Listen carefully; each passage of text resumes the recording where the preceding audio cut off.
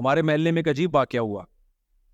ایک صاحب کی ڈیتھ ہوئی, قبر میں نا لمبے تھے وہ, تو ان کی جب قبر تیار ہوئی ہے تو گورکن نے کہا یار یہ ایک بندے کو بلایا, ہٹا کٹا فٹ فاٹ بالکل.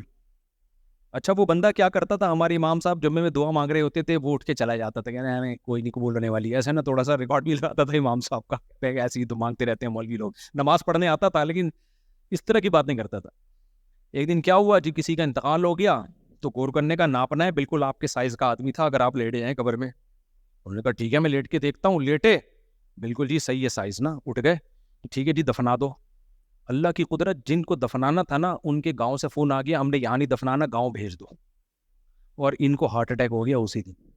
اس کی وجہ سے نہیں, خوف کی وجہ سے نہیں, ویسے ہی اسی قبر میں اگلے دن ان کو دفنایا ہے. اب بتاؤ کوئی سوچ سکتا ہے کہ یار جس قبر کو ناپنے کے لیے میں لیٹ رہا ہوں کل رات میری اسی قبر میں گزرے گی؟ کوئی تصور ہو سکتا ہے؟ ایسی بے ثباتی, ایسی بے وفا دنیا ہے, بلکہ ایسی دنیا ہے لیکنہا خلۃ قد سیت من دمہا فجع وولع واخلاف وتبدیل. حضرت کعب بن زہیر کہتے ہیں یہ دنیا ایسی چیز ہے, اس کی گھٹی میں بے وفائی اور جھوٹ گھول کے پلا دیا گیا ہے. یہ دکھاتے کچھ ہے, حقیقت کچھ اور ہے. دکھائے گی آپ کو ایسے تو ایسے دنیا کا آپ کو اس نے بادشاہ بنانا ہے, اور ایسے منہ موڑے گی نا چند سیکنڈوں کے اندر, 2 ٹکے کی نہیں چھوڑے گی آپ کو. اس لیے اس دنیا کو زیادہ لفٹ کرانے کی ضرورت نہیں ہے. جو گاڑیوں میں گھوم رہا ہے, فخر کر رہا ہے, بنگلے گاڑی, بولا اپنی پجامے میں رہے, تھوڑے دنوں میں کہاں ہوگا؟ قبر میں ہوگا, مٹی میں ہوگا. تبھی تو نبی نے کہا قبرستان جایا کرو کبھی کبھار, ان کو دیکھا کرو کیسی گزر رہی ہے, ٹھیک ہے, وہاں جا کے تمہیں بھی خیال آئے گا کل ہم نے بھی کہاں آنا ہے. یا میں ایک دفعہ قبرستان گیا تو ہمارے ساتھ 2 احباب بھی تھے, میں نے کہا ہم بھی آنے والے ہیں. پھر میں نے گھر آ کے بھی بتایا, میں نے کہا پٹے پہ لیٹنا ہے تھوڑے دنوں میں.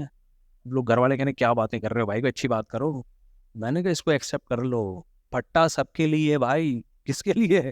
سب کے لیے. تو سب نے لیٹنا ہے پٹے پہ. وہ خدا جب اپنے ارادے پہ آتا ہے, کچھ کرنا چاہتا ہے, تو اللہ کہتے ہیں اس کے ارادوں کو کوئی ناکام کرنے والا نہیں ہے. کہ میں نے جو قرآن میں کہا ہے وَمَا الْحَيَاةُ الدُّنْيَا إِلَّا مَتَاعُ الْغُرُورِ, یہ میں نے ایسا ہی نہیں کہہ دیا, یہ سچی مچی کا کہا ہے میں نے, ٹھیک ہے نا. تو ہوگا وہی جو میں چاہوں گا. تو ہم یہ سمجھ رہے ہیں اللہ میاں معاذ اللہ جھوٹی موٹی میں ہمیں ویسی بتا رہے ہیں. ایسا تھوڑی ہے سچی مچی میں کہا ہے, دھوکے کا گھر ہے, سچی مچی میں کہا ہے.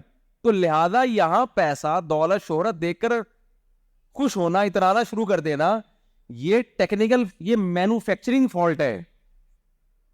یہ بہت بڑا فالٹ ہے ہماری اور آپ کی کھوپڑی میں جو شیطان نے ڈال دیا ہے. لہذا میرے بھائی یہاں کمپٹیشن کا کوئی فائدہ نہیں ہے. آپ کے پاس 4 گاڑی ہے, میرے پاس 1 گاڑی بھی نہیں ہے, اس کے پاس وہ ہوائی جہاز میں گھوم رہا ہے, میرے پاس رکشا بھی نہیں ہے. ابے تھوڑے دنوں میں وہ مرے گا, تھوڑے دنوں میں, اور ایسا مرے گا. اور زیادہ تر مالدار جو پیسے والے ہوتے ہیں نا, ان کی موت سڈنلی ہوتی ہے. دیکھو سلیمان علیہ السلام کے پاس کتنا پیسہ تھا, اور وہ اللہ کا دی ہوئی نعمت تھی, لیکن حضرت سلیمان کی موت جتنے عجیب طریقے سے ہوئی, عام طور پر پیغمبروں کی موت ایسے نہیں ہوتی. سلیمان علیہ السلام ایسے بیٹھے ہوئے جنات سے کام لے رہے ہیں, لاٹھی ہاتھ میں رکھے, اور اللہ نے موت کا فیصلہ کیا, بیٹھے بیٹھے موت. اچانک لاٹھی کو دیمک نے کھانا شروع کیا, جس سے لاٹھی کا بیلنس خراب ہوا, اور قرآن کہتا ہے سلیمان علیہ السلام زمین پہ گر پڑے. بہت عرصے کے بعد زمین پہ گرے, بہت بہت طویل عرصے کے بعد. جنات نے دیکھا ارے بھائی یہ تو انتقال کر چکے ہیں, ہم خام میں اتنی مزدوری میں لگے ہوئے ہیں ان کے خوف سے. بہت پہلے انتقال ہو چکا تھا. پیغمبروں کا جسم موت کے بعد خراب نہیں ہوتا, ان کی باڈی میں کوئی تبدیلی نہیں آتی.